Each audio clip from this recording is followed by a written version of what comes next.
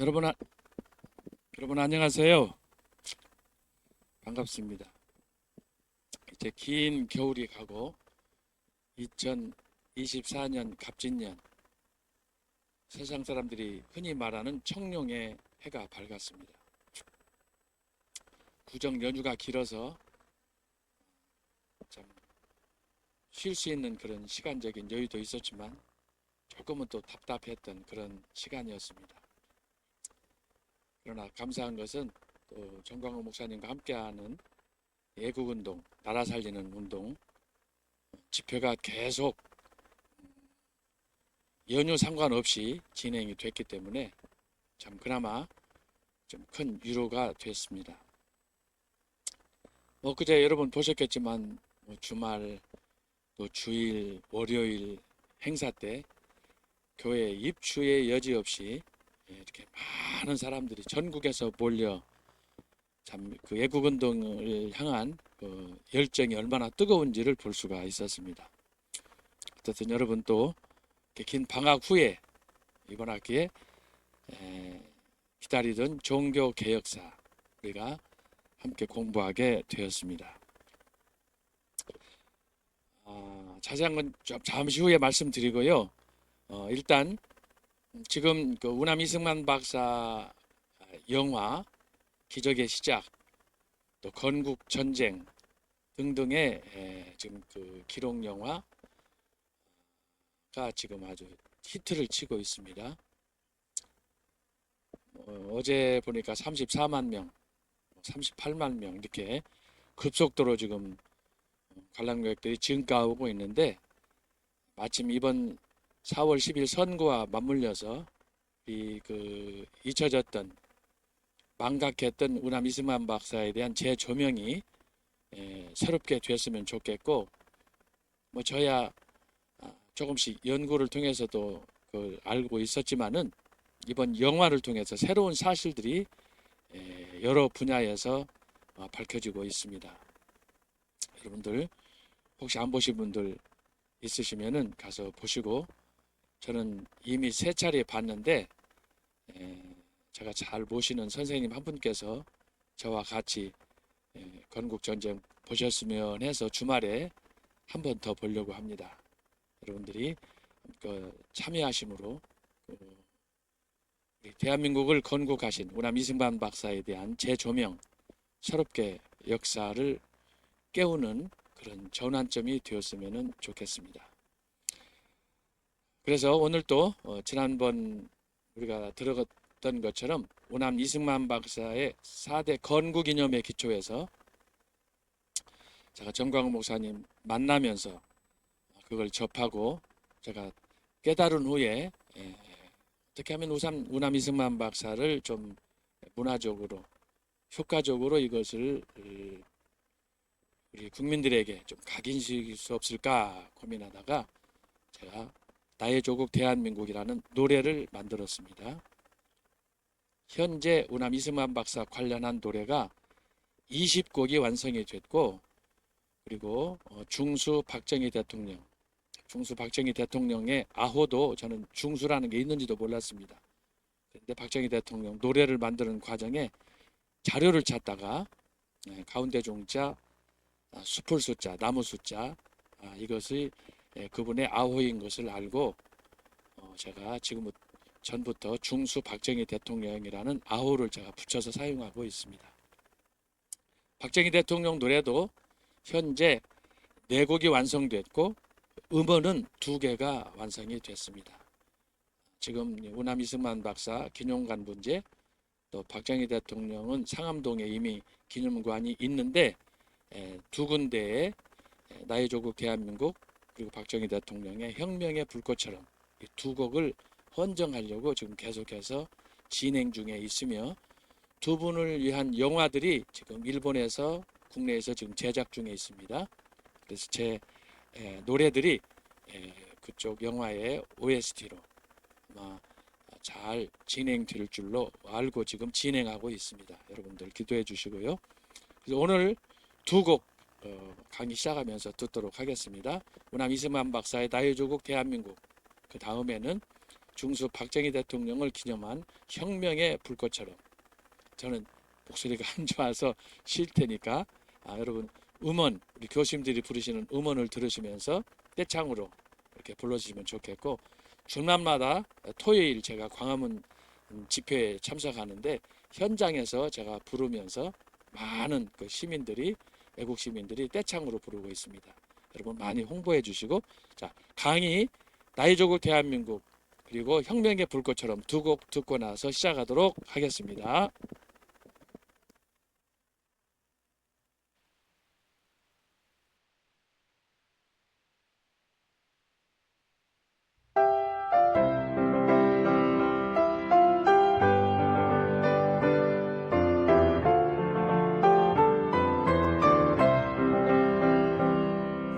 백척한 도민족 운명 어깨 메고 열강들의 각축 속에 독립을 이뤘네. 자유민주 시장 경제 동맹을 맺고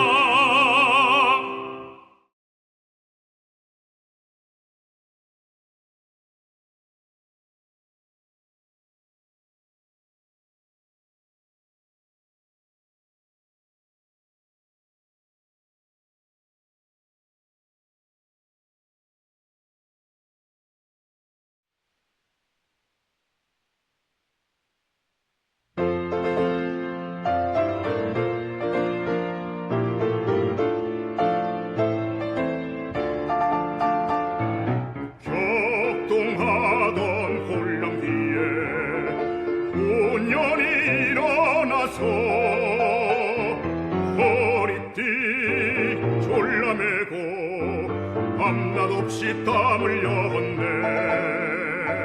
새마을 운동으로 국민 생활 개선하고 산업을 발전시켜 한강 기적 이룩했네. 한평생을 조국 위해 이한 목숨 바쳤건만 하늘이 정한 운명 피하지 못하였네. 오늘은 세계로 내일은 미래로 한겨레의 민족혼을 세계 속에 휘날려라.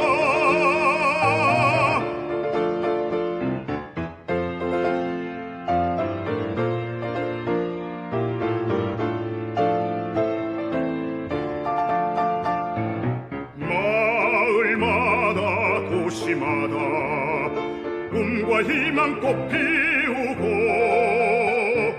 서로 돕고 세워주며 선진한국 이루었네.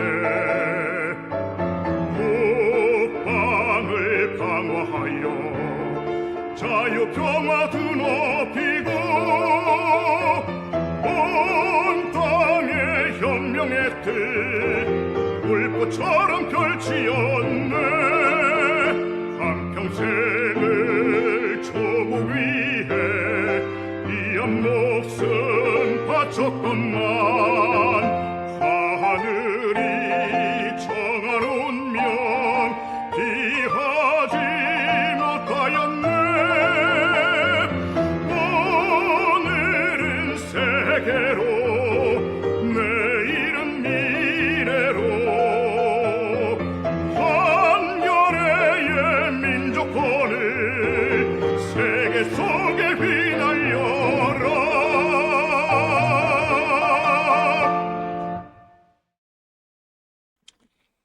여러분 잘 들으셨죠? 네. 나의 조국 대한민국 호남 이승만 그리고 혁명의 불꽃처럼 중수 박정희 대통령 두 곡을 보내드렸습니다.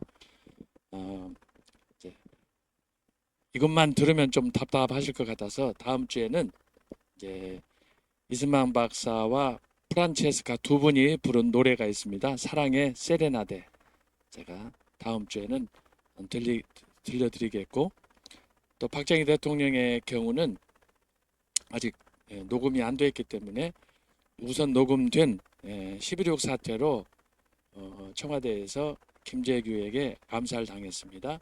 그래서 그 내용을 중심으로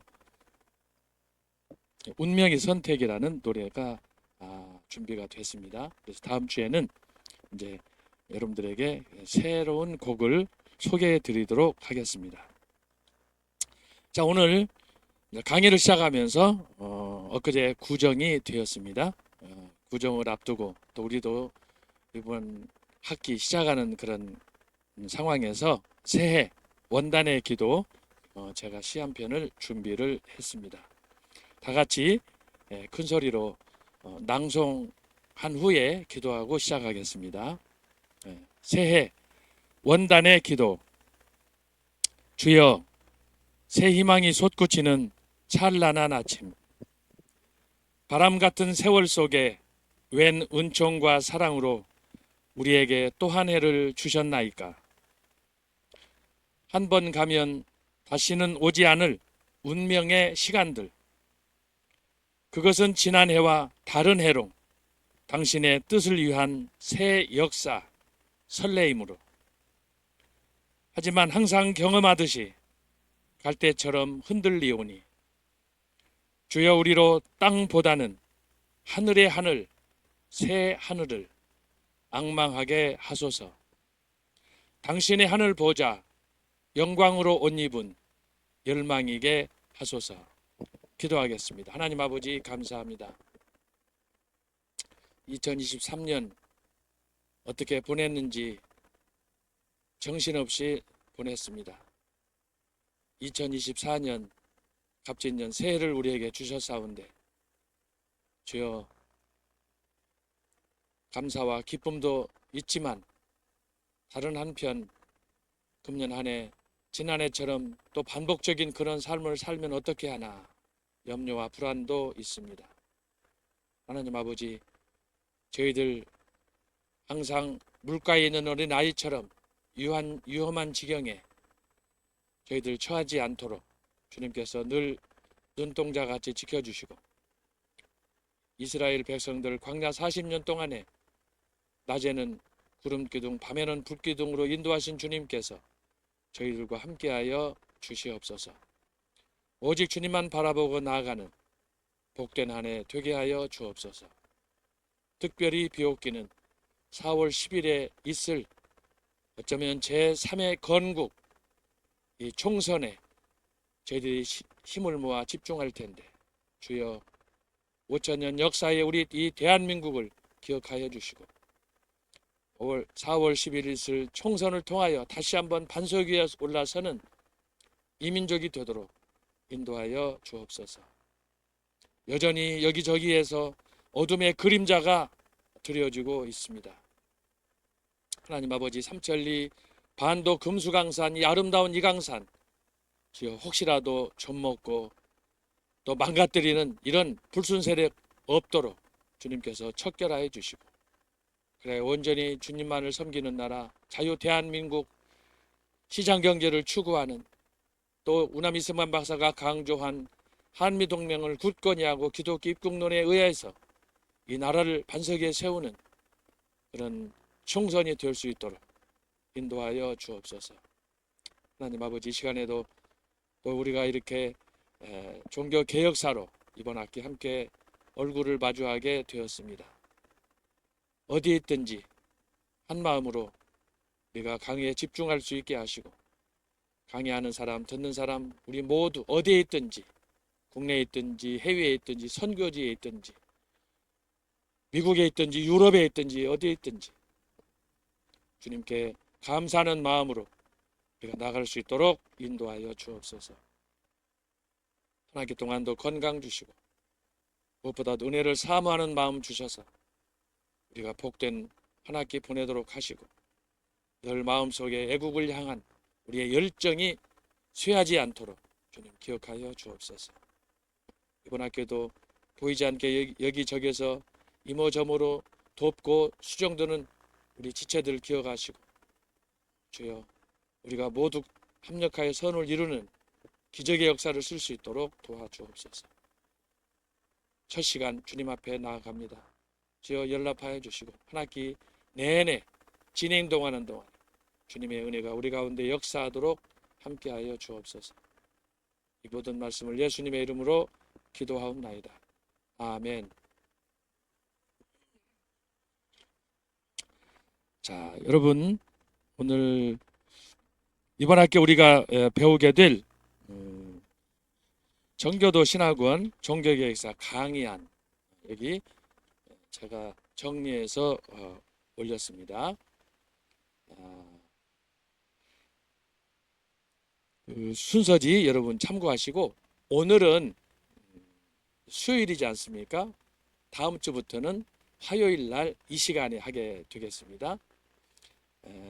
어제 다른 급한 선약이 있었기 때문에 우리 김철영 교수님과 시간을 바꿨습니다. 다음 주부터는 제가 화요일 날 이 시간에는 김철영 교수님께서 강의하시게 되겠습니다. 그럼 종교개혁사 강의안을 참고해 주시면 종강 날짜는 아직 좀 미정입니다만은 대략 대학교에서 하는 그 종강 일정에 맞춰서 6월 18일 정도로 뭐 조금 한 주나 두 주 빠를 수도 있을지 모르겠습니다. 여러분 참고하시면 좋겠고 여기 일정들이 날짜로 쭉 나와 있습니다. 제가 살펴보니까 월요일이나 수요일 날은 한두 번인가 이게 쉬는 공휴일도 있더라고요. 근데 화요일 날은 없어요. 여러분들 집중해서 강의 경청해 주시면 좋겠고 여기 일정에 따라서 2월 오늘 14일, 20일 쭉 일주일간으로 이렇게 해서 강의가 시작이 되겠습니다. 보통 대학에서는 15주, 16주인데 우리는 개강을 이제 보통 3월 첫 주에 각 대학들은 개강을 하지 않아요? 우리가 조금 한 3주 정도 빨리 하기 때문에 강의가 늘어났습니다.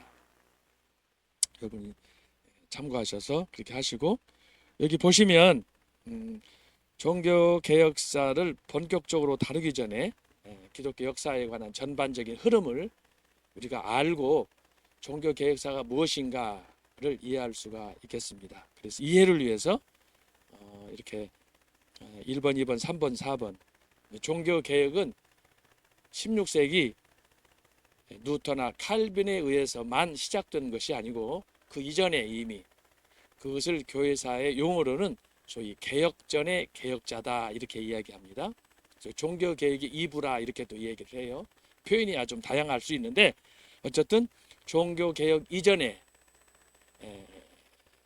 그 종교 개혁을 위한 전초전이 여러 징후들이 기독교 사회에서 나타났습니다. 천년의 중세 로마 가톨릭 교회의 상황 속에서 이 철옹성 같은 그 교황청이 지배하던 그때의 개혁이 일어났다. 이것은 요즘 마치 정광훈 목사님과 외국 시민들이 지금 한국의 정치 상황을 보면서 이래서는 안 된다라고 하면서 광화문 시대를 열었지 않아요? 그와 유사한 형태의 그런 개혁 운동이 종교 개혁 이전에 소위 철옹성 같은 로마 가톨릭의 교황과 교황청이 지배하던 그때에 있었다라고 하는 거예요. 그래서 이것을 우리가 서론적으로 중세 말 로마 가톨릭 교회에서 있었던 그 개혁 운동들을 다양한 관점에서 우리가 살펴보도록 하겠습니다. 그래서 첫째, 둘째, 셋째, 넷째 주까지 이렇게 소위 인트로덕션 격으로 진행이 되고, 그다음에 이제 5번부터는 이제 계속해서 종교 개혁사에 관한 내용들, 물론 이 안에서 다 취급할 수는 없어요. 여러분들이 그러나 우리에게 필요한 거, 그 내용들은 제가 압축해서 정리를 했습니다. 강의 그 개요관을 참고해 주시고 제일 아래 보면 제가 참고 사항으로 교재와 더불어 설명했습니다. 참고입니다. 강의는 상황에 따라 일부 계획과 내용이 변경될 수 있습니다. 상황에 따라서 예를 들면 불가피하게 휴강도 할 수 있고, 또 어떤 상황에 따라서 제목을 조금 달리 바꿀 수도 있고, 이런 그 시사적인 그런 상황들이 발생할 때, 지난 시간에 지난해 우리가 봤던 것은 중세 교회사인데, 중세 교회사에서 우리가 잠깐 맛보기라면 맛보기인데, 예를 들어서 이스라엘과 하마스의 전쟁에 대해서 우리가 한두 시간 살폈지 않습니까? 그런 것들을 우리가 이번 학기에 어떤 일이 또 일어날지 모르겠지만 그런 것들을 염두에 둘 때, 그래서 강의는 계획에 따라 계획이 나와 있지만 일부 내용이 변경될 수 있다. 미리 참고하시기 바랍니다. 그리고 교재는 제가 이 아래에 프린트물에 강의 계획안에 썼습니다만은 자세하게 여기다가 저한테 막 전화로 어떻게 책을 사냐, 특별히 이번 학기에 만화 종교개혁사를 어디서 사냐고 그러는데 제가 책 장사는 아니고요. 그래서 여기다가 썼습니다. 저한테 문의하시는 분들이 여러 해외에서 특별히 많더라고요. 문자로 막 전화로 오고 그러는데, 그래서 제가 여기 썼습니다. 다 쓴 건 아니고 그 중에 대표적인 거 몇 권만 썼습니다. 초대교회사, 중세교회사, 종교개혁사. 제가 다른 책은 안 가져왔고 이번 학기에 하게 될 종교개혁사는 제가 가져왔는데, 이 종교개혁사 책이 여러분들 보시면 놀랍니다. 이게 한 820페이지예요. 820페이지. 엄청나게 방대한 책이에요. 방대한 책인데 이것을 압축한 그 책이 여러 번 제가 말씀했습니다만은 이 종교개혁사로, 만화 종교개혁사로 나왔습니다. 내용이 잘 됐습니다. 저한테 신학대학원에서 종교개혁사 배웠던 제자들이 그때는 왜 만화 안 만들었었냐고, 이제 목회하면서 현장에서 이걸 사서 읽어봤더니 너무너무 좋다고 막 저한테 문자가 오고 전화가 오고 그럽니다. 입소문이 지금 많이 나고 있습니다. 그래서 이 만화 종교 계획사, 그래서 이 종교 계획사는 이렇게 800여 페이지의 방대한 내용을 한 1000분의 1로 이렇게 압축해가지고 만화로 나온 것이고, 청교도 유산, 사실은 이제 이 다음에 나올 책이 청교도 유산입니다. 청교도 유산에는 이제 근대 교회, 종교개혁 다음에 근현대 교회가 시작이 돼요. 근데 그 근현대 교회가 시작되는 첫 출발점이 청교도예요. 그래서 우리가 이제 이번 학기에도 배우겠지만, 영국의 종교 개혁 같은 경우에는 영국의 종교 개혁이 청교도 운동하고 맞물려 있어요. 그렇기 때문에 다음 시리즈로 만약에 만화가 나온다면 만화 종교 개혁사, 만화 청교도 유산, 여기에 장로교의 역사, 장로교가 어떻게 제네바에서, 어떻게 스코틀랜드에서 칼빈과 낙스를 통해서 시작이 됐고, 그리고 청교도 운동을 통해서 어떻게 전 세계로 확산이 되었는가 하는 것을 여기서 다루게 됩니다. 특별히 청교도 같은 경우에는 정광훈 목사님이 한 30년, 40년 전부터 청교도 영성 운동을 진행했기 때문에 아주 좀 시기적으로 중요한 그런 주제다, 그런 생각을 하고, 종교개혁과 청교도 유산, 이 책들은 오늘 우리 한국교회가 직면한 이런 그 정치의 대혼란 속에서 우리 기독교인들이 어떻게 정치에 참여해야 되느냐, 어떻게 지도자들이 나라를 다스려야 되고, 교회 지도자들이, 크리스찬들이 어떻게 대국가에 대해서 어떤 태도를 가져야 되느냐 하는 부분들이 바로 여기에 나와 있습니다. 그래서 여러분들이 이번 학기에 배우게 될 종교개혁사, 이걸 위해서 저의 원본 교재, 원본도 사서 보시면 좋겠고, 그리고 만화 종교개혁사 여러분들이 참고하시면 좋겠습니다. 더불어서 제 책이 초대교회사, 중세교회사가 만화로 나왔습니다. 만화 초대교회사, 만화 중세교회사. 이번 학기는 만화 종교개혁사. 출판사가 달라요. 그래서 여기다가 전화번호를 썼습니다. 그리고 특별히 4번은 전 목사님이 강단에 쓰실 때마다 저의 얘기를 하시는데, 저의 책 박사학위 논문이 언약 사상사입니다. 저희 박사학위 논문 언약 사상사. 그래서 영어로 된 대형 도서관에 등재된 그 원본 박사학위 논문을 번역한 책이 바로 이 언약 사상사입니다. 여기 출판사로 전화하시면 아마 친절하게 안내해 주실 것이고, 그리고 5번은 제자훈련의 원리다 그랬는데, 제가 영국 가서 20세기를 대표하는 그 명설교자 닥터 마틴 노이 존스, 그 다음에 존 스타트, 그 위에도 J.I. 패커, 뭐 이런 분들이 당시에 영국에서 전성기를 누렸었는데, 그때 제가 그분들한테 직접 강의도 듣고 배우기도 하고, 특별히 닥터 마틴 노이 존스 목사님이 세우신 런던 신학교, 런던 테올로지컬 세미나리에서 제가 2년 공부를 했습니다. 그러면서 제가 청교도에 눈을 떴습니다. 노이 존스 목사님이 평생 동안 관심을 갖고 목회했던 그 핵심 주제가 뭐냐 그러면 청교도처럼 목회하라. 그래서 제가 그 런던 신학교에서 노이 존스 제자들을 통해서 청교도에 대해서, 역사에 대해서 배우고, 그러면서 제가 하나님께서 은혜를 주셔서 제가 이렇게 언약 사상사 박사학위까지 쓰게 되었습니다. 그런데 바로 이 제자훈련의 원리란 뭐냐 그러면, 아까 말씀드렸던 로이드 존스 목사님, 스펄전 목사님, 그리고 그 위에 올라가면 찰스 시미온 목사님, 그 다음에 더 올라가면 16세기, 17세기의 청교도들을 대표한 리차드 백스터, 목회자의 대부라고 할 수 있는 그런 분들이 있습니다. 그래서 100년 주기로 등장하는데, 그분들을 제가 어떻게 해서 리차드 백스터, 찰스 시미온, 스펄전, 로드 존스 목사님은 이렇게 제자훈련을 통해서 목회를 성공할 수 있었느냐 하는 것들을 그분들의 자료, 또 행적을 통해서 제가 논문을 썼습니다.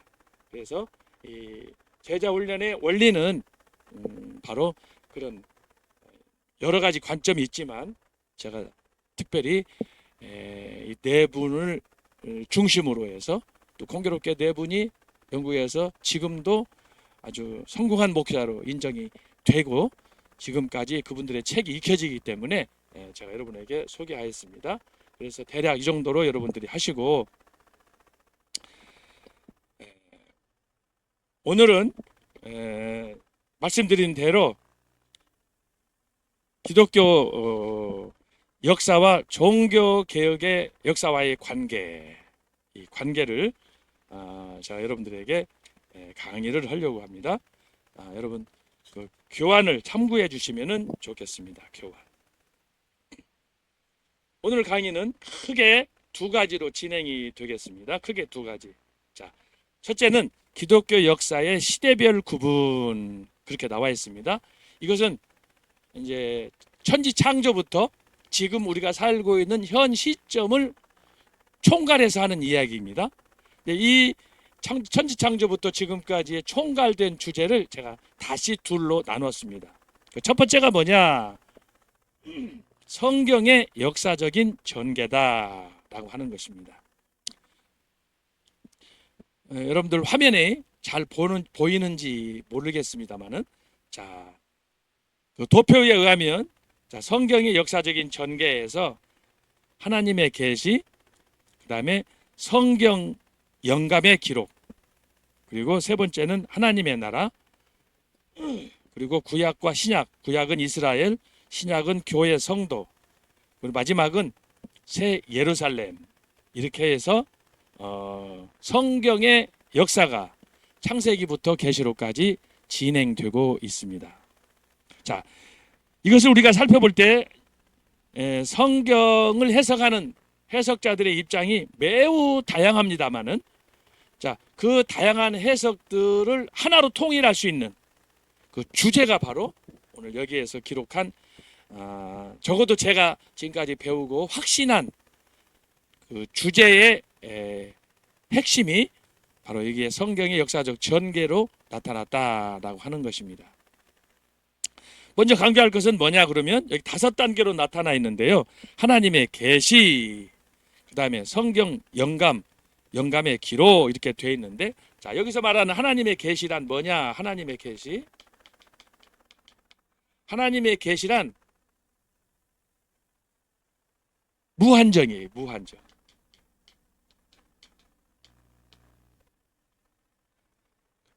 여기서 하나님의 계시가 무한정이라는 것은 하나님의 성품, 하나님의 지혜, 하나님의 능력, 이 모든 것들을 포함합니다.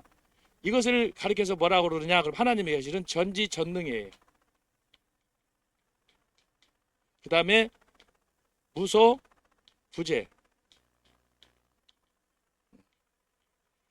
이 두 가지로 정리할 수가 있을 텐데, 이 두 가지를 다른 신학적인 용어로 표현하면 하나님의 전적인 소위 통치, 하나님의 통치, 하나님의 통치 중에서도 특별히 뭐라고 그러느냐? 주권, 주권적 통치라고 이렇게 얘기하는 거예요. 그래서 하나님의 계시는 끝이 없어요. 여기서 무한전이라고 할 때 하나님의 계시는 하나님의 존재만큼 그분은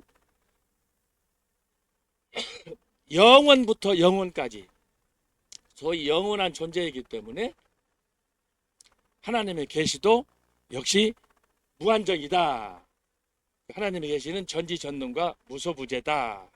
이것이 하나님의 통치로 주권적으로 나타난다라고 하는 거예요.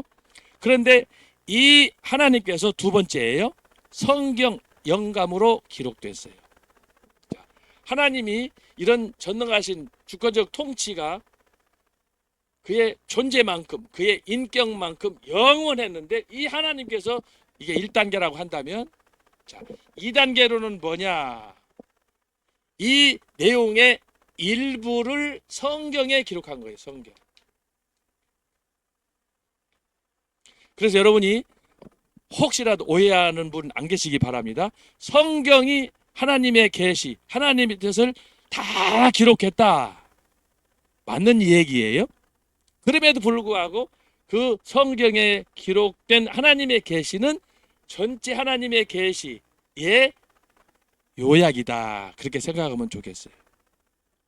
요약이다. 헷갈리지 않도록 여러분이 정리를 잘해야 됩니다. 그래서 하나님께서 가지고 계셨던 이 영원한 무한한 하나님의 이 계시를 다시 말하면 말씀. 이 말씀이 성경을 통해서 기록이 될 때에 성경의 내용은 중요한 말씀만을, 이 말씀이 어떻게 당신에게 영광이 되고 이 말씀이 어떻게 저와 여러분에게 은혜가 되고 축복이 될 수 있는가, 어떻게 이 말씀이 그리스도 안에서 장차 이루어지는 하나님의 도성인신의 그 극치를 이룰 수 있는가, 어떻게 새 예루살렘을 이룰 수 있는가, 그것으로 압축되어 있다는 거예요. 그래서 성경 기록은 뭐예요? 하나님의 계시의 압축이다. 그렇기 때문에 성경은 베드로도 얘기했지만 내 생각대로 내 경험을 가지고 내 지식을 가지고 함부로 사사라이 풀면 안 되는 거예요. 왜? 압축되어 있기 때문에. 어떤 부분은 사실대로 묘사가 되어 있어요. 압축이 안 되어 있고, 그래서 읽을 때 저와 여러분이 잘 쉽게 읽을 수 있어요. 시편 같은 경우에 특별히 팔복음 같은, 지금 전 목사님이 요즘에 팔복음을 알자, 팔복을 받자 설교를 하시잖아요. 제가 다음 이제 공개 목요일이나 금요일이나 언제 그 강단에서 자유마을이나 애국 운동할 때 이번에 산상수훈 팔복에 관해서 전 목사님이 지금 하시는 이 설교에 대해서 제가 말씀을 전하려고 지금 준비 중인데, 정말 기가 막힌 메시지입니다. 우리가 수십 번, 수백 번 팔복에 대해서 심령이 가난한 자는 복이 있나니, 애통하는 자는 복이 있나니, 온유한 자는 복이 있나니, 의에 줄이고 목마른 자는 복이 있나니 들었잖아요. 야, 그런데 전 목사님 설교의 핵심이 뭡니까?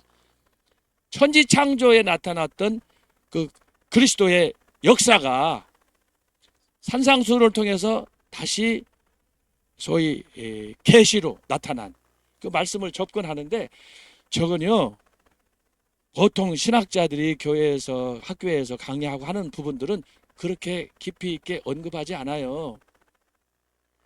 혹시 이 강의를 듣고 계시는 목사님들 계시는지 모르겠지만, 성지사님들 계시는지 모르겠지만, 신학교에서 이런 거 강의하지 않아요. 예? 대부분 신약은 신약대로, 구약은 구약대로, 또 구약을 하든 신약을 하든 하면은 원문 강의 그 안에서 벗어나지 못해요. 그런데 제가 놀라는 게 뭐예요? 제가 전 목사님의 이 설교, 전 목사님의 이 전강훈 목사 설교 심층 분석 때 논문을 썼는데, 심오한 성경의 말씀과 문자에 대한 해석을 할 때 심오한, 누구도 접근하지 않은, 누구도 제기하지 않은 그런 신학적인 그 주제를 가지고, 창세기면 창세기, 그리고 복음서면 복음서. 제가 여러분 말씀했지만 구약은 모세를 통하여 시내산을 통해서 이해하라. 신약은 사도 바울의 삼층천 그 계시를 완성한 그 사도 바울의 관점에서 신약을 풀어라. 구약은 모세, 신약은 사도 바울. 여러분 이 자체도 사실은 핵폭탄이에요. 그 말씀 속에.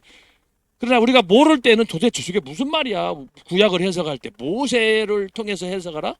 신약을 해석할 때 사도 바울의 관점에서 해석하라. 이것은 단계를 뛰어넘어서 1단계, 2단계, 3단계 단계를 뛰어넘어서 우리가 깊이 성경을 이해하고 말씀을 통해서 연구하고 증거하고 선포하고 공부하는 가운데 이르는 최종 단계예요. 최종 단계. 아무나 구약을 해석할 때 모세의 관점에서 해석하라. 저는 처음 들어봤어요. 신약을 해석할 때 사도 바울의 관점에서 해석하라. 처음 들어본 얘기예요.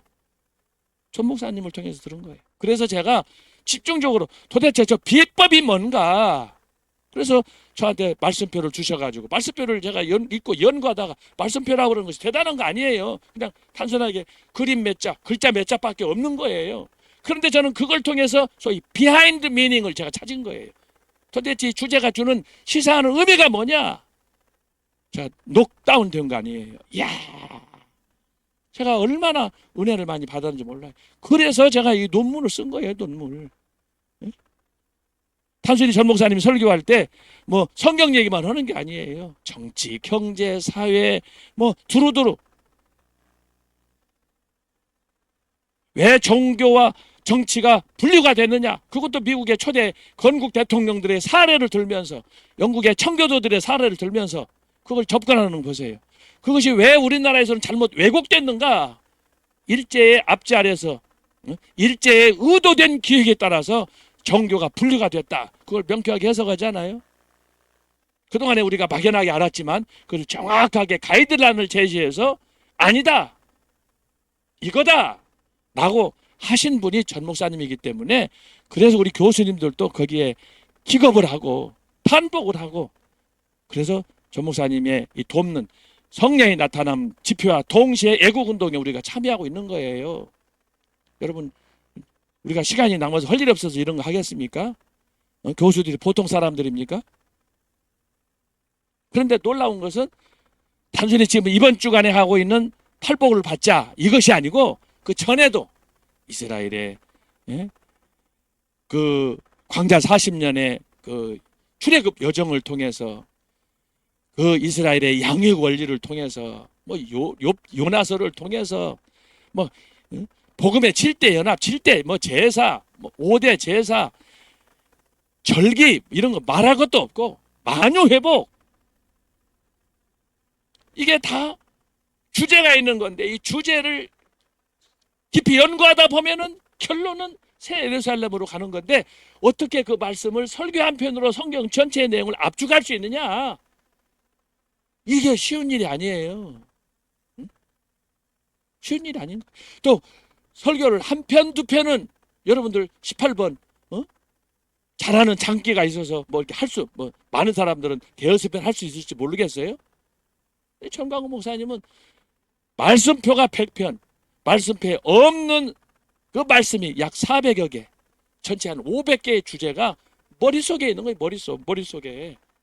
기가 막힌 거 아닙니까? 근데 주변에 보면 정광훈 목사님 말씀 들어보지도 않고 여기저기서 콩나라 판나라하고 뒷담화치고 하는 사람들 얼마나 많습니까? 이런 인간 쓰레기들 말이에요. Come and see 할 거 아니야. 와서 좀 보고 해야 할 거 아니야. 예수님 시대도 아니고 지금 어느 시대예요. 그런데 듣지도 않고 보지도 않고 무조건 잘라낸다. 그 사람들의 종말이 어떻게 되겠어요? 여러분, 이것을 잘 기억해야 돼요. 그래서 성경을 하나님께서 우리에게 주신 건 성경의 기록, 하나님의 무한하신 전지전능하신과 무소부재하는 이것을 내 다 쓸 수가 없고, 조리신학적으로 하나님의 속성은 지혜와 능력과 사랑과 여러 가지가 다 여기 포함이 되어 있어요. 제가 설명할 수가 없어요. 그 모든 것들이 하나님의 이 계시가 성경으로 기록될 때 압축이 돼서, 그래서 오늘 성경 66권이 된 거예요. 근데 이것을 때때로 하나님께서 우리가 읽고 쉽게 접근할 수 있도록 했지만, 어떤 말씀들은 아무리 읽어도 이해가 안 돼, 헷갈리고 알 수도 없고, 특별히 이제 성경을 읽다 보면 역사적인 사례들, 히스토리가 시간을 따라서 쭉 흐를 때는 우리가 쉽게 이해할 수 있지만, 그것을 소위 말해서 예언적으로, 어떤 교훈적으로 그것을 기록했을 때에는 우리가 그 뜻을 잘 모르는 것들이 사실 너무너무 많아요. 너무너무 많아. 그래서 우리가 알 것은, 뭐 불교나 유교에는 도통 온 사람들이 있어요. 도통 온 사람들, 뭐 사명 대사니, 무학 대사니. 요새도 우리 주변에 보면 제가 뭐 특별히 종교를 특정인을 내가 말하는 건 아니지만, 일부 종교들에서는 소위 도통했다고 하는 사람들이 많이 있어요. 그 쓰레기들이 길거리에서 사주관상도 보잖아요. 지옥 떠들어가면서. 그러나 여러분, 중요한 것은 성경 말씀에 도통했다는 사람은 한 사람도 없어요.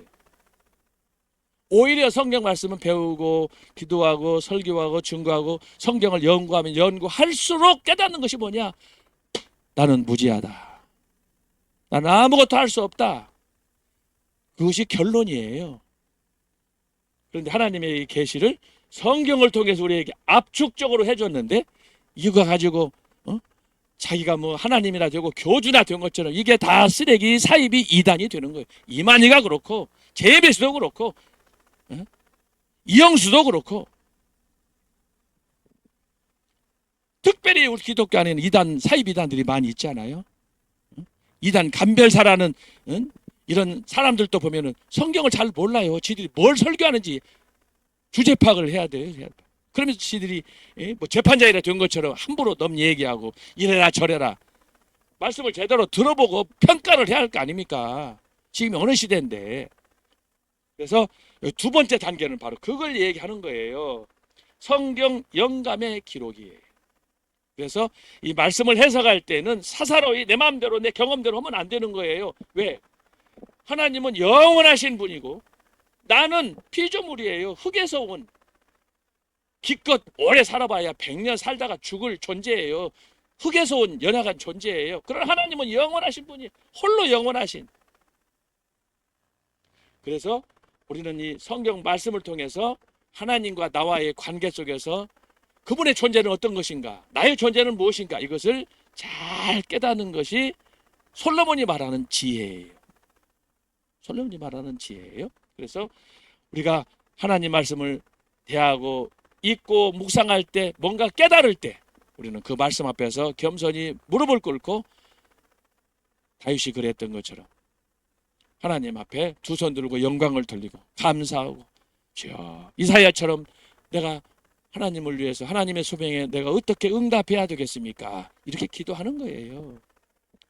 그래서 하나님의 임재, 하나님의 존재 말씀을 통해서 깨달은 사람은 두렵고 떨릴 수밖에 없는 거예요. 아무것도 할 수 없어요. 그래서 그때 그분이 나를 콜링할 때, 그분이 나를 부를 때 내가 비로소 응답하는 이런 사람이 되는 거예요. 이런 사람이 진정한 소명자가 되는 거예요. 그래서 여러분, 여기 성경 역사적인 전개에서 두 번째예요. 성경 영감의 기록. 그래서 여러분, 성경을 그래서 우리가 읽어야 돼. 여러분, 성경을 읽어도 우리가 밥을 먹어도 계속해서 굶주리고 배가 고프면 또 먹듯이 성경 말씀은 영의 양식이에요. 만나. 이것을 계속해서 우리가 영의 양식으로 취할 때 우리의 영혼이 살찌우지만 어느 특정한 기간 잘 먹고 묵상하다가 중단해버리면 역시 내 마음속에 공허가 찾아오고 두려운 마음이 생기고 그러는 거예요. 그래서 우리가 이 하나님의 무한하신 속성을 성경을 통해서, 하나님 원하시는 소원이 뭔가, 하나님의 비전이 뭔가, 하나님의 중심이 뭔가, 전 목사님이 설교하실 때마다 그러잖아요. 그것이 뭐냐? 하나님의 뜻이다 그러잖아요. 예수님께서는 바로 당신의 아버지 창조주 하나님에 대한 그 마음, 뜻이 뭔가 그것을 알았기 때문에 심지어 십자가에서 목숨까지 버리는, 아버지가 얼마나 자기를 사랑하는 걸 알았기 때문에 마지막 겟세마네 동산에서 기도하잖아요. 독배를 들 때 내 온대로 마시고 아버지의 뜻대로 합소서. 뜻이 중요한 거예요. 그래서 여기서 두 번째에서는 성경 기록, 하나님의 뜻, 다시 말하면 하나님의 의도, 의중, 이것을 아는 것이 필요한 거예요. 하나님께서 이 당신의 계시의 말씀을 성경을 통해서 우리에게 나타내 보여주셨는데 어떻게 기록했느냐? 여기 보면은 영감이라고 그랬잖아요. 아무나 성경을 기록하도록 하나님 허락하지 않았어요. 특별히 당신이 부르시는 사람, 적어도 당신이 믿을 수 있는 사람을 불러서 그에게 영감을 통해서, 영감이란 뭐냐?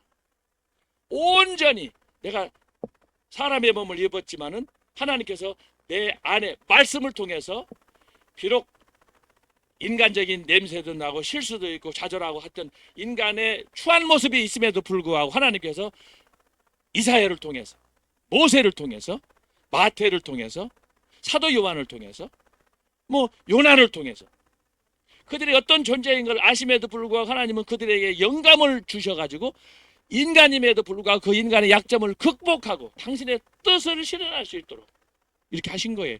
그래서 여기서 영감의 기록이 매우 중요한 거예요. 그랬는데 재밌는 건 뭐냐? 세 번째예요. 자, 하나님의 말씀, 두 번째로 성경의 기록, 이렇게 했는데 세 번째가 뭐냐? 그러면 하나님께서 아까 제가 말씀했잖아요. 성경을 압축했다. 성경의 뜻, 의도, 의중을 아는 것이 필요하다. 제가 말씀했는데 성경 창세기부터 계시록까지 기록된 말씀의 의중, 하나님의 뜻이 뭐냐 그러면 당신의 나라예요. 하나님의 나라예요. 하나님의 나라. 영어로 Kingdom of God이에요. 하나님의 나라. 이 나라가 어떻게 펼쳐지느냐? 창세기 1장부터 계시록 22장. 꾸준히 펼쳐지는 거예요. 하나님께서는 말씀을 통해서 우리에게 뭘 가르쳐 주시느냐? 나는 나의 나라를 내 백성과 더불어 내 아들과 더불어 영원토록 다스리는 그 마음 하나다라고 하는 거예요. 세 번째, 하나님의 나라예요. 이것이 성경의 주제예요. 그래서 창세기 1장부터 보면 하나님께서 첫째 날, 둘째 날 7일의 창조 속에 나타난 그리스도, 전 목사님 설교하셨는데 그 설교의 메시지가 다른 말로 하면은 하나님의 나라예요. 첫째 날, 둘째 날부터 쭉 해서 그 7일 동안에 창조하시는 그 사역이 결국은 뭐예요? 7대 제사하고 직결되는 거예요. 결국은 6월절부터 나오잖아요. 하나님의 나라는 구속사의 역사예요. 회복의 역사예요. 마지막 장막절은 뭐예요? 마지막 그리스도께서 재림하셔서 영광을 누리시는 새 예루살렘을 가르쳐주는 거예요. 그래서 여러분이 여기서 말하는 기독교 역사, 아담의 창조부터 지금까지의 전 역사를 통해서 우리가 볼 것은 첫째는 성경의 역사다. 성경이 어떻게 진행이 되느냐, 이것을 1단계, 2단계, 3단계로 봐야 되고, 자, 하나님의 나라가 세 번째예요. 창세기부터 계시록까지. 그래서 궁극적으로는 하나님께서는 당신 나라를 세우기 위해서 그 시대마다 지도자를 세우시고 또 왕들을 세우시고 이것을 꾸준히 성취해 나가신다. 자, 네 번째가 뭐예요? 이 네 번째가 하나님의 나라가 어떻게 그러면 시대별로 나타나느냐? 구약 신약.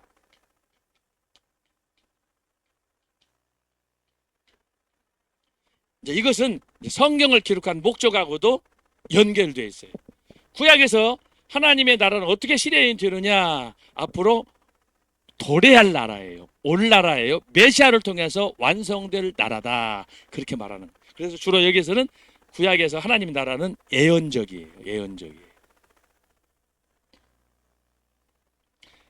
그리고 신약에서는 구약의 예언이 성취되는 메시아가 이 땅에 왔기 때문에 예수 그리스도를 통해서 하나님의 언약과 약속이 이루어지지 않습니까? 그래서 구약과 신약이 예언과 그 다음에 성취로서 이루어지는데 여기서 중요한 것이 뭐냐?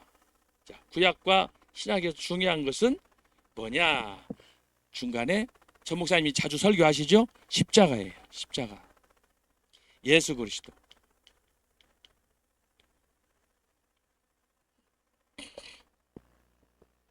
그래서 예수 그리스도께서 하나님께서 만세전에 갖고 계셨던 그분의 뜻과 계시를 말씀을 통해서, 그리고 예수 그리스도께서도 이 땅에 오셔서 천국이 가까웠다 복음을 증거하시고, 그래서 이 창세기 1장부터 계시록까지 이걸 쭉 진행하시는데 그 핵심은 누구냐? 십자가다. 예수 그리스도이다. 여기 보면 마지막 다섯 번째가 뭐예요? 새 예루살렘이에요. 새 예루살렘. 새 예루살렘. 자, 그래서 이 다섯 가지 주제가 성경의 역사를 통해서 전개가 되는데 이것이 잘 표현된 것이 바로 전 목사님의 설교예요. 구약을 통해서 신약을 보고 신약을 통해서 구약을 보는 이런 통전적인, 그것도 구속사적인, 언약신학적인 이런 관점에서 전 목사님이 이것을 본다. 그래서 우리가 전 목사님 설교를 들을 때 그동안 신앙생활을 많이 하셨지만 기존의 교회에서 듣지 못했던 그런 말씀 때문에 우리가 탄복하면서 야, 바로 이거다. 정말 말씀이다. 그런 굳은 결의와 함께 깨닫고 우리가 애국 운동을 펼쳐 지금까지 상황을 이루게 되는 것입니다.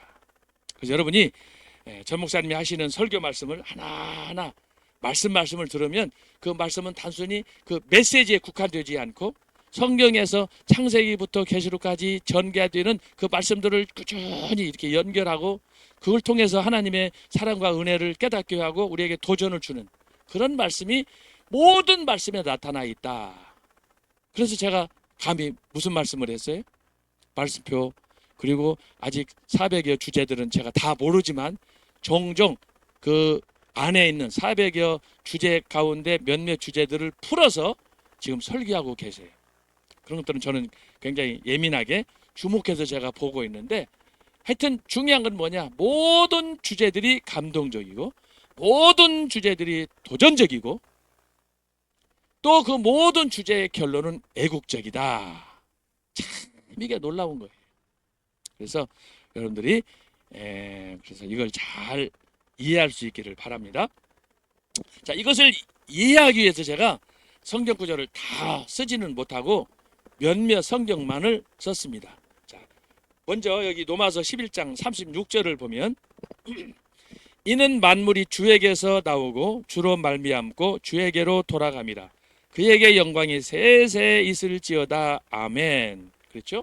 그래서 이 로마서 11장 36절은 바로 이 하나님이에요. 여기서 시제가 세 가지로 나타났어요. 자, 이는 만물이 주에게서 나오고 말미암고 돌아갑니다. 이 세 가지가 중요한 거예요. 주에게서 나오고 말미암고 이건 하나님의 창조와 현재 유지되는 그 상황을 설명하고 있고 마지막은 주에게로 돌아간다. 예수님의 재림과 더불어서 이루어질 새 예루살렘을 이야기하는 거예요. 그래서 그에게 영광이 세세 있을지어다. 그래서 로마서 11장 36절은 뭘 얘기하느냐? 하나님은 거기에는 없지만 자, 하나님은 어떤 분이냐? 영원한 현재다. 소위 하나님은 이터널 빙이에요. 영원한 존재예요. 영원한 현재다. 그래서 여기 말씀 만물이 주에게서 나오고 말미암고 주에게로 돌아감이라. 그에게 영광이 세세 있을지어다. 하나님은 영원한 존재예요. 하나님에게는 과거도 없어요. 하나님에게는 미래도 없어요. 하나님은 영원한 현재예요. 그 현재 안에 과거와 미래가 다 들어가 있어요. 이런 존재는 창조주 하나님 외에는 없어요. 자, 이것을 우리가 이제 어떻게 설명할 수 있느냐? 저와 여러분을 보세요. 우리 나와 여러분, 저와 우리 모두는 어떤 삶을 살아가느냐? 그러면은 자, 여기다 그립니다. 여기에서 이 정도 살아요. 이것을 100년이라고 해봐요. 100년. 100년. 자, 출생에서 사망. 살아가요. 지금 여러분들이 연세가 몇이 됐어요? 30? 50? 70? 자, 중요한 부분은 나의 인생은 그것이 30이든 50이든 70이든 80이든 자, 이런 상황에 있는데 나는 내 과거가 있어요. 그러나 과거가 있다라고 생각하면서 그 과거 중에 몇 가지는 기억을 해요. 예를 들면 어제 여러분 뭐 10년 전, 20년 전 얘기가 아니에요. 어제 여러분 24시간 살았던 삶은 여러분에게 과거인데 그 과거의 어제 하루의 삶을 여러분이 몇 가지나 기억할 수 있어요. 아침에 몇 시에 일어났어요? 일어나서 어디 갔어요? 누구 만났어요? 몇 시에 들어왔어요? 내가 나의 인생 어제, 일주일, 지난 1년 기억이 불가능해요. 할 수 없어요. 그런데 놀라운 건 뭐냐? 하나님은 내 인생이 100년을 나도 몰라. 어제 살았던 나의 삶을 내가 모르는데 어떻게 일주일 전을 여러분 다 다이어리 적는다고 그게 다 합니까? 일기를 쓴다고 그게 다 기록할 수 있어요? 10년 전 어떻게? 20년 전 초등학교. 아무리 기억력이 좋다는 전 목사님도 보니까 초등학교 때 성적 나쁜 거 그거 하나만 기억하잖아. 자세한 건 모르잖아요. 근데 똑같아요. 저나 여러분이나 우리 모두가 어제에 내가 살아왔던 그 하루의 삶도 다 기억을 못하는데 어떻게 하물며 일주일, 한 달 전, 1년 전, 10년 전 얘기를 다 기억을 합니까? 그런데 놀라운 것은 우리 하나님께서는 나의 안고 일어섬을 아신다 그랬어요. 시편 139편에서 시편 저자가 고백을 했어요. 하나님이 나에 대해서 가지고 그분의 관심은 내가 상상할 수 없는 거예요. 때때로 너무 힘들어가지고 피하기 위해서 저 바다 끝에 갔어. 그리고 또 너무너무 그것도 아닌 것 같아서 저 하늘 끝에 가봤어. 여기는 하나님이 안 계시겠지. 그런데 여러분 바다 끝에도 계시고 하늘 끝에도 계시고 그 누가 가르쳐 주는 거예요? 요나가 가르쳐 주는 거예요. 요나가. 요즘 성경에 뭐라고 그랬어요? 요나서 1장 1절 2절 3절을 보면 하나님이 낯을 피해서 도망가잖아요. 그런데 도망가는 곳 그곳에 하나님이 계시는 거예요. 여러분 저나 여러분 똑같아요. 하나님의 은혜를 아는 사람은 피할 수 없는 거예요. 뭐 요나만 그렇습니까? 예수님의 제자들 예수님이 십자가에서 달려 돌아가시니까 야 이제 포기해 끝났다. 그래서 그물 챙겨가지고 갈릴리 바다 가서 그물 던지는 거 아닙니까? 인생 끝장났다는 거죠. 근데 하나님께서 그 절망적인 순간에 찾아가서 그들에게 그물을 배 오른편에 던져라. 마지막 메시지가 주어지는 거예요. 이게 성경의 역사예요. 성경의 역사. 그래서 하나님은 내 삶을 출생에서 사망까지 나를 주관하시는데 태어나기 이전도 마찬가지예요.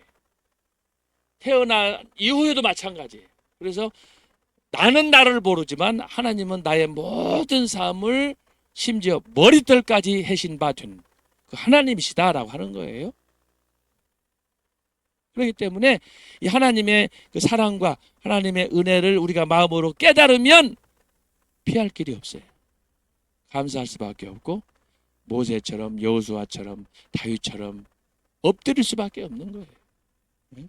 엎드릴 수밖에 없는 거예요. 이 하나님의 은혜를 알면 우리가 다른 방법이 없어요. 주여 감사합니다.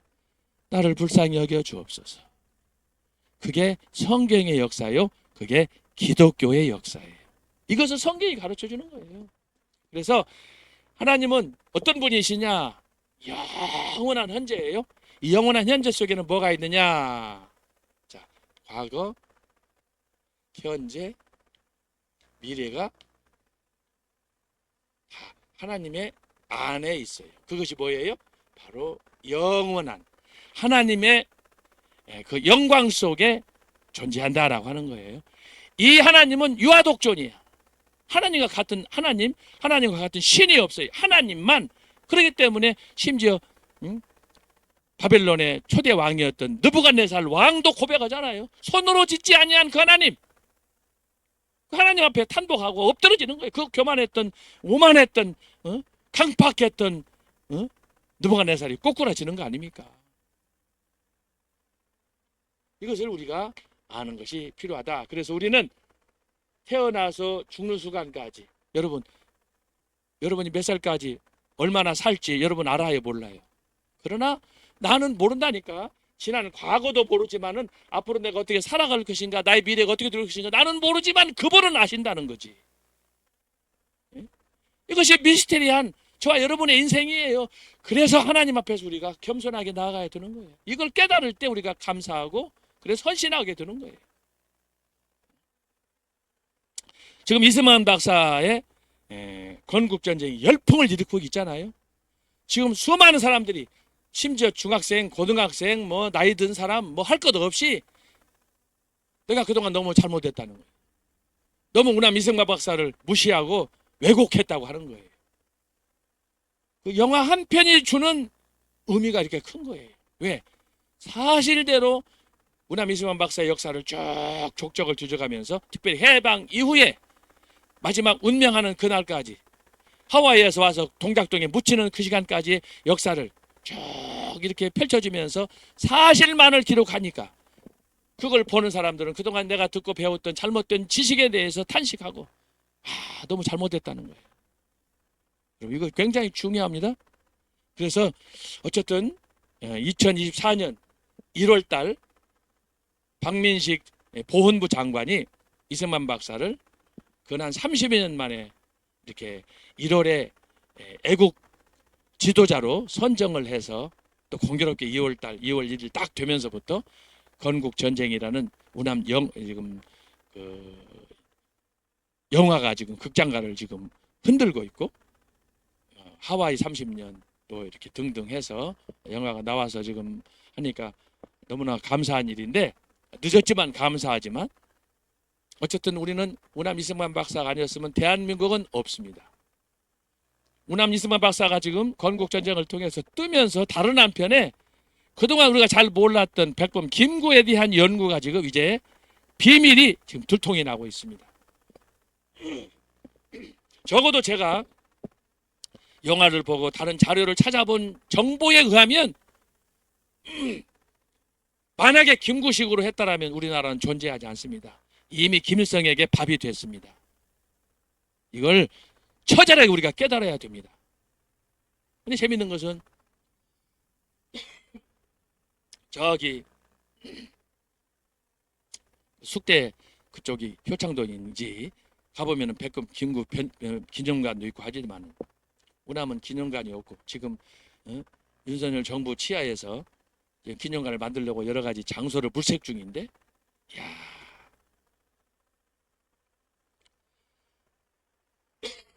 제가 지난해 2월에 미국 한 10여 주 카나다 토론토를 비롯해서 이렇게 미국 대도시들을 애국팀들과 더불어 함께 방문을 했었는데 놀라운 것은 뭐 하와이도 마찬가지지만 다른 사람 사진들은 있어요. 근데 우남 이승만 박사의 사진도 없어요. 정말 비통하고 통감할 수밖에 없습니다. 특별히 하와이에 세웠던 그 기념교회나 사무실은 어떤 놈이 돌을 던지는 유리창이 다 깨져가지고 이런 진짜 이건 우리가 이걸 몰랐을 때에는 무슨 일인지 몰랐어요. 그러나 이걸 사실을 알고 났으니까 분개하는 거예요. 분개하는 거예요. 우남 이승만 박사가 아니었어 우리나라가 건국도 못했고 김일성한테 넘어가서 지금 사회주의 주사파 공산당 공산주의가 됐다니까요. 그런 거 보면요 김일성이는 정말 천인 공로할 아주 악인 중에 악인이에요.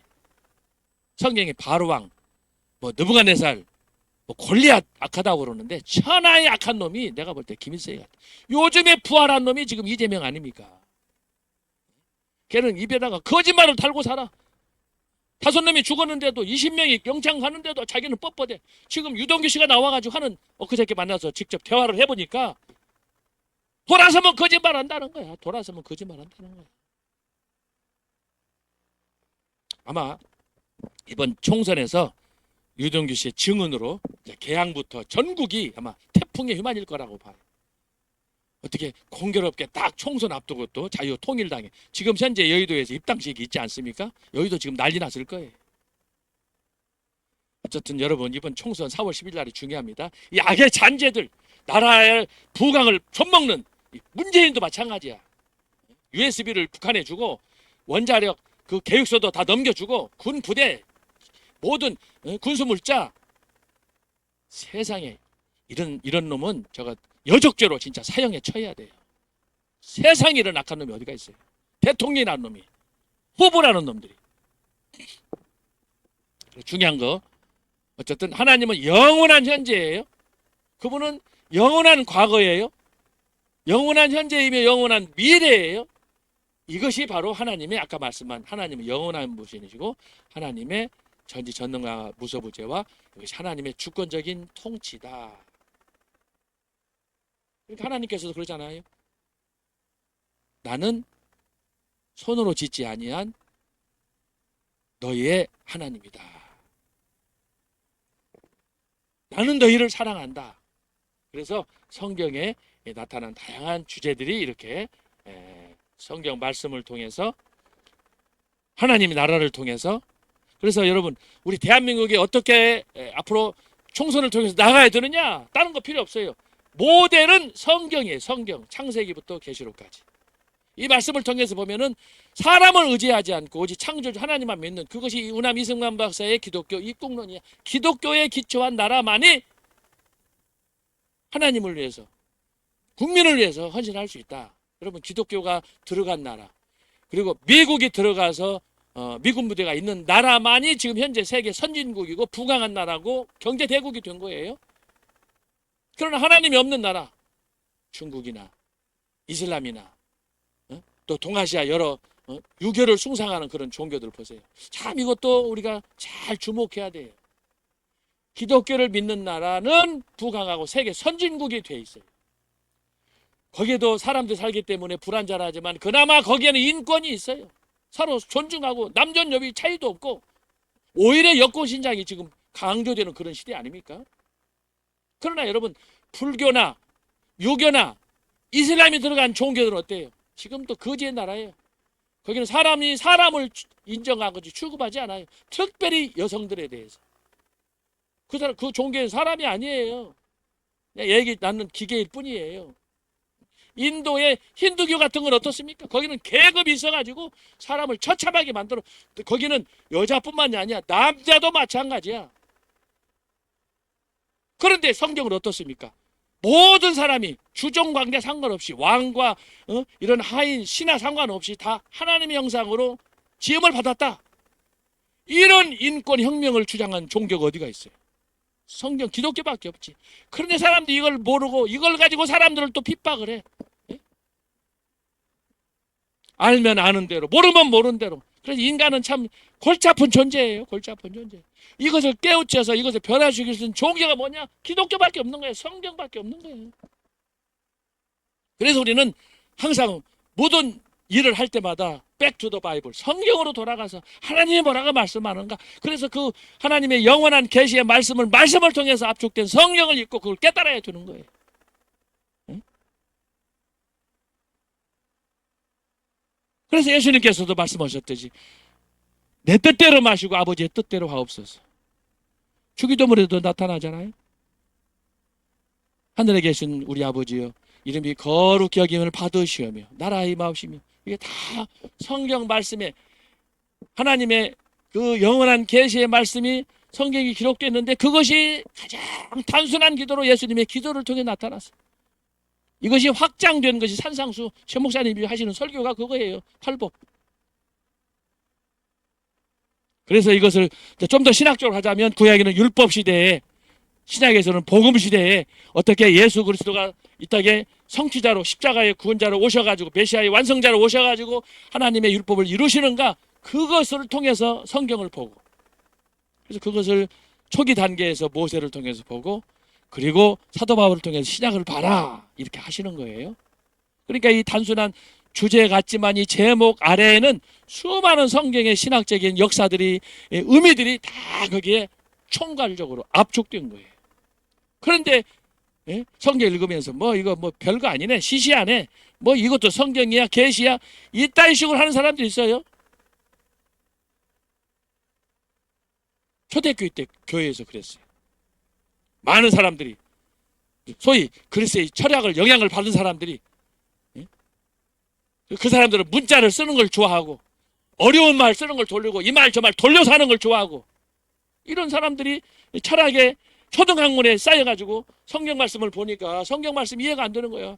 너나 나나 아는 거 아니야. 심령이 가난한 자는 복이 있나니 천국이죠. 이것처럼 사소한 흔한 메시지가 없는 거예요. 그러나 그들은 마치 소경처럼 그 의미 말씀 속에 담겨져 있는 하나님의 비밀을 알지 못했기 때문에 그들은 결국은 세례 요한 예수님의 말씀처럼 도끼로 찍어야 될 휘칠한 무덤이 될 수밖에 없는 그런 비극적인 인생을 살 수밖에 없었던 거예요. 굉장히 중요한 부분이에요.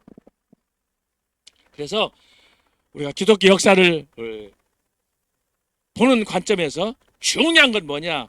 성경이 뭐라고 이야기하는가? 성경이 어떻게 그 말씀이 전개되는가? 그 상황에서 어떻게 인간이 살아가고 반응하고 있는가 하는 것들을 면밀하게 봐야 돼. 그런 면에서 성경을 우리가 묵상해야 되는 거예요. 근데 이 하나님의 말씀이 시대별로 나타날 때, 예를 들면 여기는 안 썼습니다면은 이제 창세기부터 모세 오경을 통해서 어떻게 나타나는가? 그리고 여호수아와 같은 또 그 소위 역대기 사무엘 역사서를 통해서는 어떻게 나타나는가? 또 시가 지혜서를 통해서 어떻게 나타나는가? 선지자를 통해서 어떻게 나타나는가? 이것을 우리가 잘 배워야 되는 거예요. 자, 이걸 위해서는 하나님께서 여러분에게 선물로 보내주신 분이 누구냐? 변순복 교수님이에요. 변순복 교수님은 저도 같은 교수고 신학자로 뭐 이렇게 자주 만나서 함께 말씀도 나누고 합니다만은 이건 한국 교회를 위해서 하나님이 준비한 저는 선물이라고 생각을 해요. 이분처럼 해박한 유대인의 전통, 구약 성경에 대해서 깊이 알고 그것뿐만 아니야. 성경 율법만 있는 게 아니에요. 유대인들이 가지고 있는 그런 여러 가지 전통을 기록한 그런 사본들, 책들도 다 가지고 있고 그 작업을 지금 하시는데 여러분 얼마나 참 감사한지 몰라요. 다른 데서는 여러분 이런 강의 들을 수 없어요. 변순복 교수님 강의. 신약은 어떻습니까?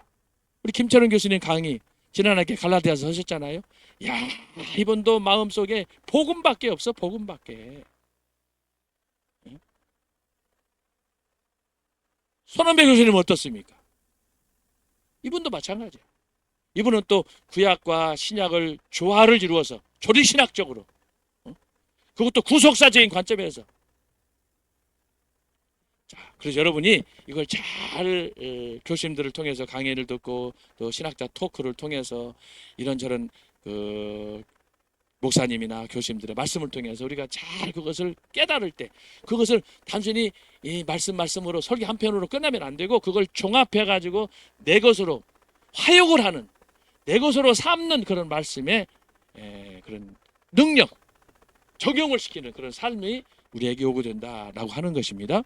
그래서 성경에 나타난 하나님의 계시가 어떻게 발전해 가는가 창세기부터 역사서를 통해서 시가서를 통해서 이제 대선지 소선지를 통해서 이게 아담 창조 이후 말라기까지 쭉 전개되잖아요. 역사는 말이 없어요. 그러나 그 역사 속에 수많은 인간사의 애환과 전쟁 이런 것들이 거기에 다 꽂혀 있어요. 그걸 여러분들이 찾는 거예요.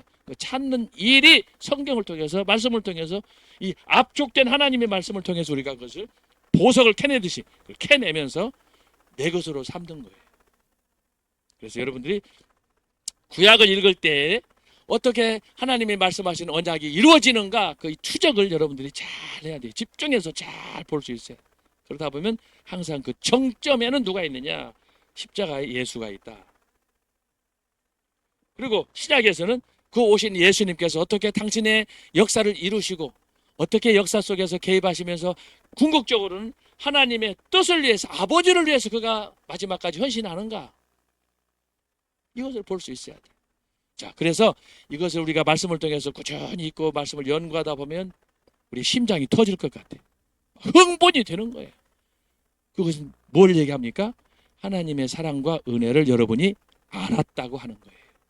그렇기 때문에 성령의 나타남 지난주까지 42차 했는데 여러분 그 광경을 한번 보세요.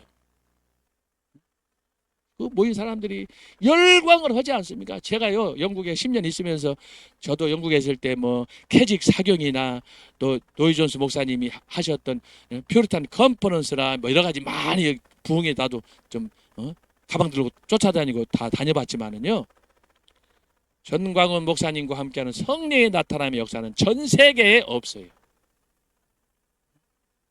한 번, 두 번은 할 수 있어요. 그러나 전국을 돌아다니면서 수천 명, 수만 명을 상대로 요즘은 인터넷 때문에 전 세계를 상대로 이렇게 말씀을 전하고 그것도 자기가 좋아하는 18번 말씀만 전하는 게 아니라 창세기부터 계시록까지 세상의 500가지 주제. 저도 전 목사님 보면서 이렇게 설교 주제들을 한번 정리해 봤어요. 설교한 것들을 주제로 해보니까 몇 개 안 돼. 내가 부끄러워서 창피해가지고 얘기도 안 해요, 나는. 근데 전 목사님은 주제가 성경 요나서면 요나서 주제 하나로 요나계를 완전히 해치워버리고, 호세아는 호세아대로 치워버리고, 요한복음 또 1장부터 21장까지 설교를 통해서 쫙 또 치워버리고, 지금은 산상수훈을 통해서, 그것도 팔복음. 근데 이것을 창세기 천지창조에 나타난 하나님의 창조 사역을 통해서 예수님의 팔복을 해석하는 걸 보니까 기가 막힌 거예요. 이게 박사학위 논문감이라니까. 누구도 지금까지 시도하지 않고 제가 들은 적이 없어요. 그것만이 아니라니까. 단순히 산상수훈 팔복에 관한 설교뿐만이 아니라 지난 몇 달 전에 했던 요한복음 설교 1장부터 21장까지 어떻게 요한복음 1장, 2장, 3장, 4장을 창세기 1장, 2장, 3장, 4장으로 매치시켜가지고 그걸 풀어냅니까? 이건 정말 신의 한 수고, 이게 정말 성경적인 구속사적인 설교의 백미라고 저는 보는 거예요. 그러니까 저는 처음으로 말씀합니다만은 전 목사님이 공부 안 했다, 공부 못 했다, 나는 믿지 않아요. 반대로 그러면 전 목사님이 성경 말씀을 깨닫는데 공부했다는 교수들, 박사들, 목사들, 장로들, 권사들, 뭐 기도해서 응답받는 뭐 이런 사람들 성경을 얼마나 깨달았어요? 전 목사님하고 말씀 나눠서 대화하면은 여러분 대화가 되겠어요? 여러분 알면은 뭘 얼마나 알아요? 그래서 제가 정광훈 목사님은 하나님이 21세기 우리 한국 교회를 위해서 준비하신 선지자라고 하는 거예요. 이건 겸손하게 받아들 때는 받아들여야 되는 거예요. 교만해가지고 말씀 어기고 그러면 저만 손해야. 여러분 저도 성경 읽은 만큼 읽고 지금까지 공부할 만큼 하고 저도 웬만큼 다 해본 사람이에요. 저를 여러분 우습게 보지 마세요. 그럼에도 불구하고 말씀 앞에서 저는 꼬꾸라지는 거예요. 말씀 외에는 여러분 교수가 논문 안 쓰고 뭐 영국에서 박사 받고 다 소용없는 거예요. 그건 다 껍데기예요. 중요한 건 뭐냐? 오늘 하나님의 말씀이 생명의 말씀이 내 삶 속에 역사하지 않으면 나는 살았으나 산 자가 아니에요. 죽은 자지. 그렇기 때문에 내가 강의실에서 아스팔트에 나와가지고 내가 전 목사님하고 함께 애국운동 하면서 전국을 돌면서 이렇게 여러분들한테 호소하는 거예요. 하나님 말씀 앞에서는 여러분 절대 교만하면 안 돼요. 그가 누구든지 대통령이든 뭐 장관이든 누구든지 박사 하랍이라도 다 필요 없어요. 나와서 무릎을 꿇고 겸손하게 주여 나를 살려주옵소서 하고 매달려서 기도하고 회개하고 해야지. 그래야 살지. 나는 교수네, 나는 박사네, 목사네, 에라 다 소용없는 거예요. 구원을 받기 위해서 하나님 나라 가기 위해서는 예수님이 말씀하신 것처럼 어린아이와 같아야 되는 거예요. 내려놔야 돼요. 여러분 예수님 탄생 당시에 동방박사들 같이 되는 거예요. 동방박사들 보세요. 당시에 최고의 우리가 지금 학위받아서 공부한다고 하지만 지금 여러분 2000년 전에 동방박사하고 우리가 실력을 비교할 수 있어요? 택도 없는 소리예요. 그것도 한 사람도 아니고 세 사람이 몇 년 걸어서 그 하늘에 뜬 별 하나를 추적하기 위해서 도대체 저 징조가 뭔가를 연구하기 위해서 가서 예수님 만나는 거 아닙니까? 겸손해야지. 그들이 못만 갔어요? 어린 아이를 위해서 황금과 유황과 모략을 준비해서 다 드리고 갈 때도 그렇지만 돌아갈 때도 하나님의 인도를 따라서 하나님의 뜻을 따라서 하나님의 계시를 따라서 그들이 헤롯을 피해서 그냥 돌아가잖아요. 그게 저와 여러분의 삶이어야 되는 거예요. 그래서 저는 그런 생각을 해요. 목회를 했든 목사든 박사든 교수든 또 그 이상의 하랍이든 하나님 앞에서 늘 겸손하게 하나님 말씀 붙잡고 주여 이 말씀을 나에게 주옵소서. 이 말씀이 하여금 내가 살게 하여 주옵소서. 에레미야처럼 그 말씀을 막 먹고 싶어서 막 애걸하는 그런 마음. 베드로도 그래 나쁜 짓 많이 했지만 주의 말씀 있사오니 내가 어디로 가겠습니까? 주님 한 분이면 만족합니다. 이런 마음으로 타면서에서 사도 바울이 예수님 만난 다음에 그는 한 번도 뒤돌아보지 않았잖아요. 왜? 꽂혔기 때문에.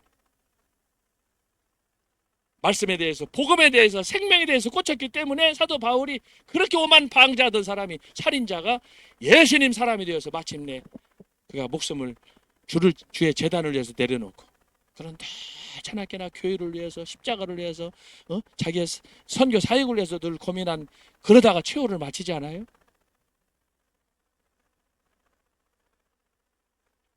그가 사도행전 20장에서 우리에게 주는 메시지는 그런 면에서 매우 의미심장해. 한번 찾아볼까요? 사도행전 20장 24절.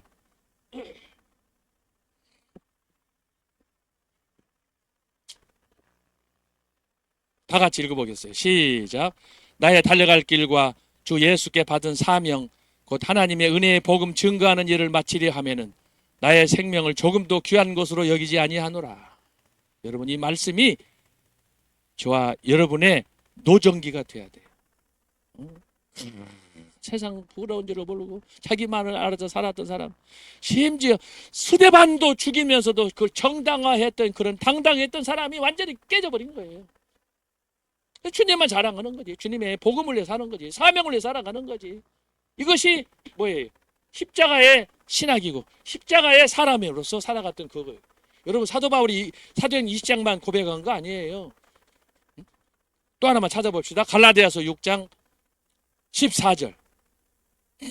갈라디아서 6장 14절. 자, 그러나 내게는 우리 주 예수 그리스도의 십자가 외에 결코 자랑할 것이 없으니 그리스도로 말미암아 세상이 나를 대하여 십자가에 못 박히고 내가 또한 세상을 대하여 그러하니라. 자기는 십자가, 예수님과 더불어 죽었다는 얘기예요. 예? 그래서 성경에 나타난 역사, 지금 오늘 이 하나님의 존재로부터 쭉 우리가 살펴봤는데, 여러분, 기독교 역사, 초대교회사, 중세교회사, 종교교회사 중요하지만 사실은 다 의미가 없어요. 그냥 여러분들 과목 시간이 돼서 제가 좀 공부한 걸 강의할 뿐이지, 사실은 우리가 알아야 할 것이 뭐냐? 성경, 그리스도를 아는 거, 이것이 제일 중요한 거예요. 그가 이분 안에 다 있다니까. 과거, 현재, 미래가 다 있어. 영원한 현재라니까. 예수 그리스도. 그리고 이분 한 분을 여러분이 딱 선택하고 잡고 가면 더 이상은 끝나. 사실은 초대교회사, 중세교회사, 종교교회사도 배울 필요도 없어. 그러나 좀 더 우리가 전도도 하고 또 애국운동도 해야 되고 신앙생활을 해야 되니까, 세상을 알아야 되니까, 그래서 초대교회사, 중세교회사, 종교교회사를 하는 거예요. 세상을 알아야 되니까. 그러니까 여러분들이 잘 이 부분들을 참고하셔서, 오늘 강의는 기독교 역사가 어떻게 전개되는가? 성경의 역사다. 역사를 알려면 성경을 배워라. 어떻게 배워야 되느냐? 정광훈 목사님처럼 하라. 기도하면서. 그러면 하나님께서 전 목사님의 100분의 1이라도 1000분의 1이라도 만약에 우리가 그걸 얻을 수 있다, 보통 감사할 일이 아니잖아요. 그래서 결국은 말씀밖에 없고 말씀으로 돌아가는 역사가 우리에게 필요한데, 우리가 이번 학기에 배우게 될 종교개혁사는 뭐냐? 결국은 말씀으로 돌아가자, 이 운동을 하는 거예요. 그걸 누가 했느냐? 루터, 칼빈, 낙스, 이 사람들이 했다는 거예요. 그걸 배우는 거예요. 그러나 그것이 전부가 아니야. 루터 배워서 뭐 하겠어요? 칼빈 배워서 뭐 하겠어? 500년 전에 다 죽은 사람인데. 그러나 말씀은 지금도 살아서 역사하는 운동력 있는 말씀이다. 그래서 성경으로 돌아가야 된다. 그래서 제가 여러분에게 오늘 이 부분이 제일 중요하기 때문에 교회사 강의보다 더 중요한 거예요. 성경을 아는 것이 중요하고, 성경이 뭘 얘기하는가 중요하고, 이 자세한 부분들은 구약신학, 신약신학을 강의하시는 우리 변순복 교수님, 또 김철원 교수님 통해서 여러분 성경을 잘 배우시고, 그 외에 조리신학적인 역사적인 부분들은 손원배 교수님하고 저하고 제가 담당해서 하는 거니까 여러분들 아셔서, 교회사의 존재 이유, 조리신학의 존재 이유, 모든 신학의 존재 이유는 성경밖에 없어요. 그래서 성경에 돌아가서 하나님의 뜻을 찾는 것이 중요하니까 오늘 첫 시간 여러분들 이것을 잘 명심하시고, 다음 시간에는 성경 외에 어떻게 이 역사가 기독교 2000년 동안이 진행이 됐는가, 이걸 살펴보겠어요. 그리고 나서 이제 그러면 종교개혁 전의 중세교회, 그리고 종교개혁, 이렇게 우리가 나눠서 강의를 듣도록 하겠습니다. 기도하고 마치겠습니다. 하나님 아버지 감사합니다.